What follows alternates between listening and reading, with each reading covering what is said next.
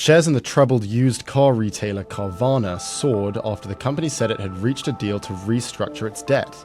The agreement will eliminate 83% of Carvana's 2025 and 2027 unsecured note maturities, and it will reduce its total debt by more than $1.2 billion.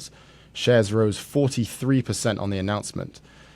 Carvana also made headlines during the pandemic as its stock more than quintupled. 2022, however, was a disaster year. Inflation and rising interest rates suppressed demand for used cars, and the stock shed all of its gains, down 98% from its peak. The company was also hit with several lawsuits.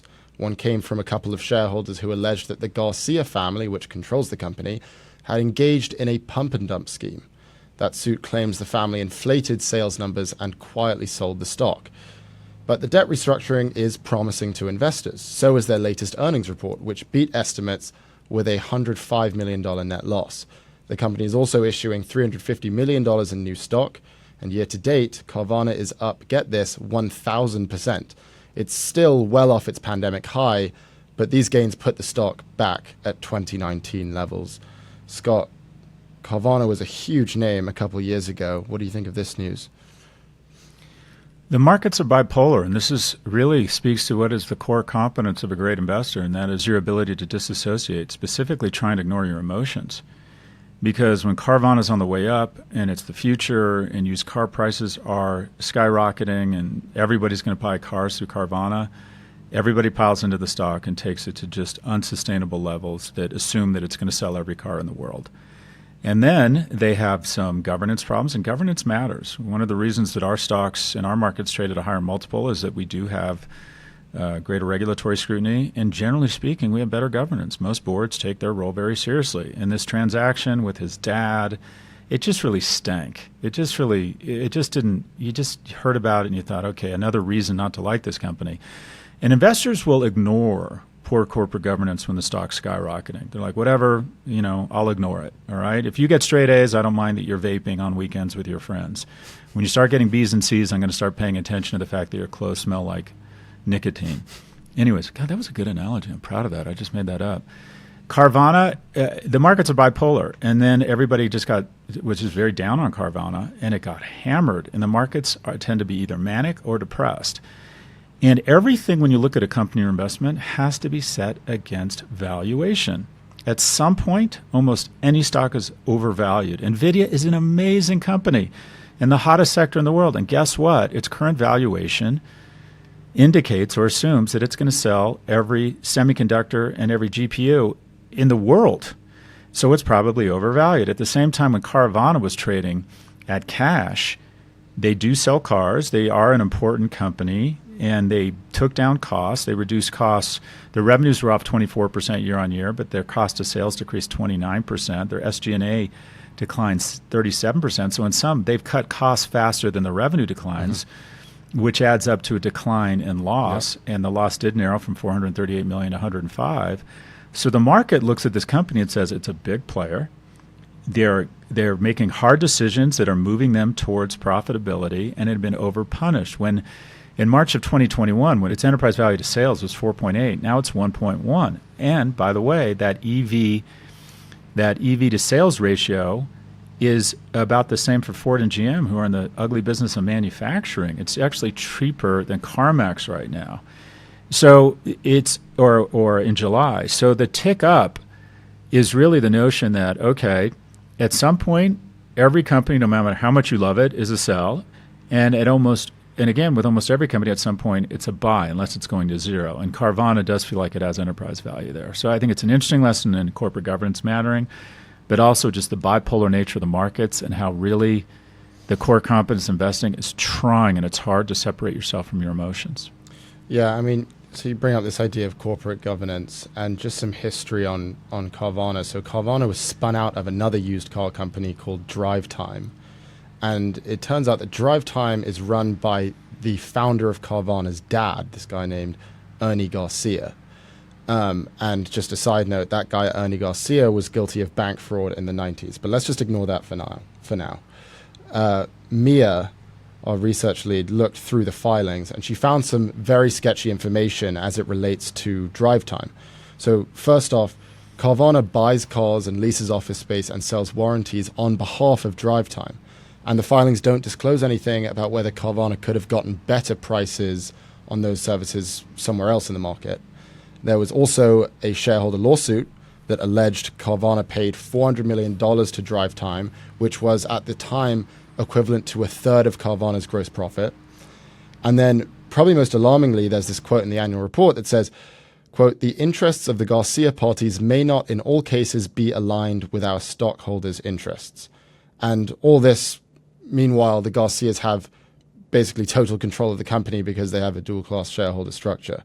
So you mentioned the idea of the markets being bipolar. Is there a line in terms of sketchiness, bad fiduciary obligations, just the fact that they have this strange parental relationship, literally a parental relationship with Drive Time?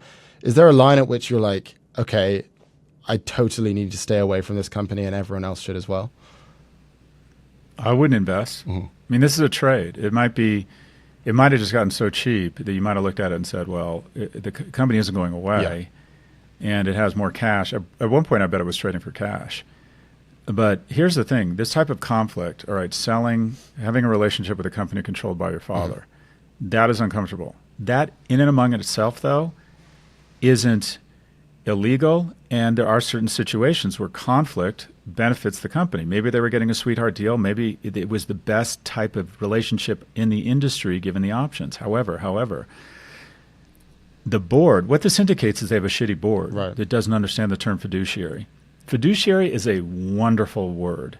It means that once you have your deal set, once you know you're getting this many options, vesting once a year for 4 years, and you get a certain annual fee to serve as a director, you are now doing nothing but serving other parties' interests. You are representing shareholders, you are representing the Commonwealth, you are representing employees, you are representing the community. You're not supposed to be thinking about yourself. It's okay to have related party transactions as long as the special committee of the board and the company can show that this is a good relationship with market economics.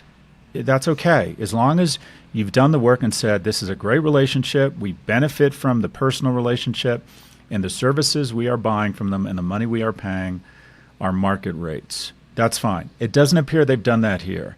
So this thing stinks. That's not to say it won't go up another 1,000% or then down 90%, but in general, as someone who likes to think of themselves not as a corporate governance expert, but someone who appreciates how important it is, good corporate governance matters. I hate dual-class shareholder companies. They started with media companies. Now they've perverted almost all technology companies. And to be fair, Oddity has dual-class shareholder. I think the brother and the sister who started the company now control it. I hate when you separate ownership from authority. The Sulzbergers control 2% of the shares of the New York Times, and yet they control the company.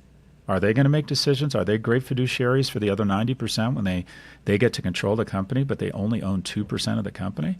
It's important when you're on a board to be, occasionally be the unpopular one. The thing, if you look at Enron, if you look at the boards that have really screwed up here, they all had one thing in common.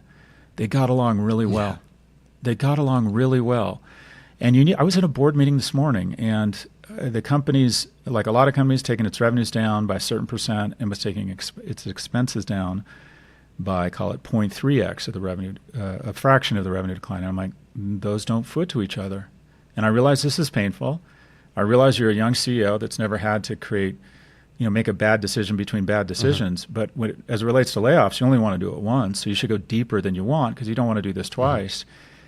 And I'm setting myself up as the hero right now. But your job is to say very uncomfortable things. And at some point, you'd like to think someone on the board said, we shouldn't be sending checks for hundreds of millions of dollars to Dad unless we have done a market check on this on a regular basis. Let's shift over to talking about the debt, because the market really liked the restructuring of this debt because it basically just decreased the chances of bankruptcy. But the thing that I'm thinking is, it's not as if it's eliminated the debt. It's just repackaging the debt in the form of higher interest rate payments at a later date, which basically means that Carvana has a few years to figure out a viable business model. But it still has to figure it out. And then you look at the business, and used car prices are down 14% in 2022, It's expected to fall another 4% this year.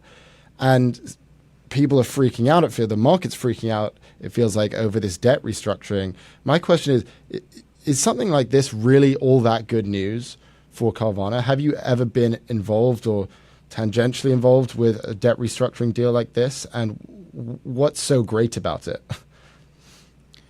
Well, restructuring is not only sometimes reducing the debt in exchange for equity, but what it does is it gives the company, it takes the gun away from their head. Yeah. It uncocks the gun. Because if you look at a company like Discovery Warner Brothers, it has too much debt. Mm-hmm. But the maturities are way out. So they sort of have 2 or 3 years to figure it out, to either sell stuff or cut expenses, whatever it might be, or improve, profits. So it does matter. Them, taking the wolf at the door and chasing the wolf away for a few years. I mean, the wolf will be back, to your point, and it might be meaner and angrier and hungrier, but it's going to go away for a couple of years. So restructuring and removing the imminent threat of some sort of covenant, blowing a covenant or something like that, or missing a debt payment, is a good thing. Mm-hmm. So I can see why the stock is rallied there. But I mean, just going back to corporate governance, Carvana touts its adjusted EBITDA metric. Whenever you hear the term adjusted EBITDA, watch out.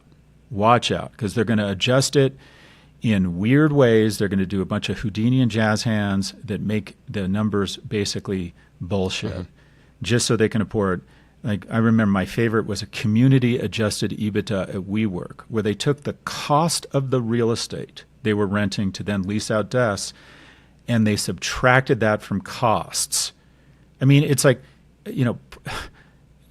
profits before everything. I mean, they might as well have just adjusted EBIT. It was just so ridiculous. That's when we hit peak craziness. So whenever I hear the terms adjusted EBITDA, I get very, very queasy.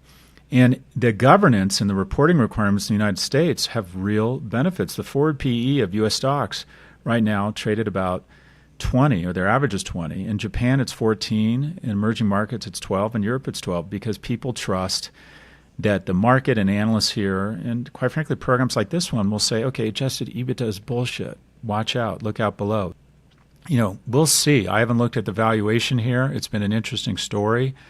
But governance matters, and diversity matters. I was on the board, I don't think I'm speaking out of school. I was on the board of Panera, and they're shaping up to go public. It's a fantastic company. It's growing. It's profitable. Strong brands, well managed. And it's important that there's a certain level of diversity on a board, not only because it's the right thing to do, ethically, to represent your customer base, represent your employees, represent the community, but a diversity of backgrounds prevents you from all barking up the same tree. When you all have the same experiences in terms of life and business, you all kind of engage very easily in groupthink. And as Jonathan Haidt says, when you all bark up the same tree, you get stupid. And so even if you don't think diversity is a key component of equity on boards, it's generally a smart idea just to have a diversity of viewpoints on a board. And so what I did, and I was happy to do it, was I make a room more diverse by leaving it.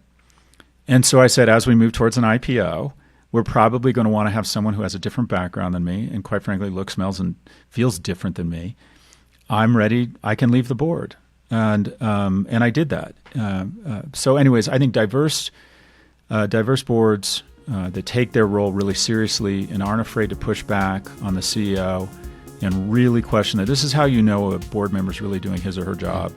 They read the board deck, they have their calculator out, they're asking a shit ton of questions, and they're pushing back on, well, what do we mean by adjusted EBITDA? When are we running out of money? Wait, our revenue's off 40%, but we're cutting costs 10%. Shouldn't we be cutting 40% or more? These are the kinds of uncomfortable conversations you need to have in board meetings. Oh my God. Word salad. Word salad.